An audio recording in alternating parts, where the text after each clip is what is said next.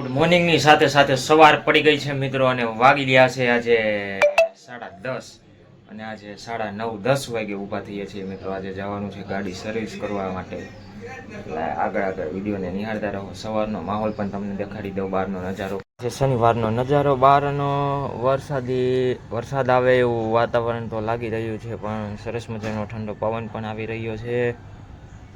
Finally two wheel સર્વિસમાં જઈ આવ્યા, અને ત્યાંથી આવી જમી કાઢવી, અને શનિવાર હતો પાછું આરામ કરવો હતો, એટલે સૂઈ પણ ગયા હતા મિત્રો. આરામથી સૂઈ ગયા અને પછી જાગ્યા છીએ ત્યાં. આગળનો પ્લાન શું છે જોઈએ, પણ આજે સાંજે શનિવાર છે એટલે હનુમાન કેમ્પ જવાનું હોય છે, એટલે હનુમાનજીના દર્શન પણ કરાવીશ આજે તમને. પછી મિત્રો થોડીક એક નાની એવી રીલ્સ બનાવી નાખી હતી, અને પછી ગેરેજવાળા ભાઈનો ફોન આવી ગયો કે તમારી ટુ વ્હીલ સર્વિસ થઈ ગઈ છે, તો લઈ આવીએ, કારણ કે ભાઈબંધ પણ નીચે આવી ગયો છે, એટલા માટે તો જઈ આવીએ ગેરેજે.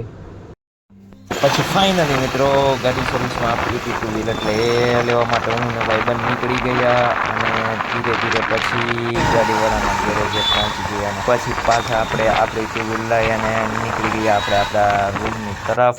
फिर आ गए थे फ्रेंड्स के फ्लैट पे, लेकिन रूम जाने का मन कर रहा था, रूम जाने के लिए निकलने ही वाला था, लेकिन बारिश आ गई है मित्रों, तो फिर इधर ही रुक गई है.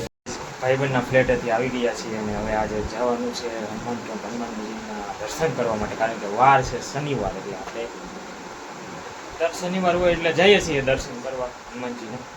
આગળ વિડીયોને નિહાળતા રહો.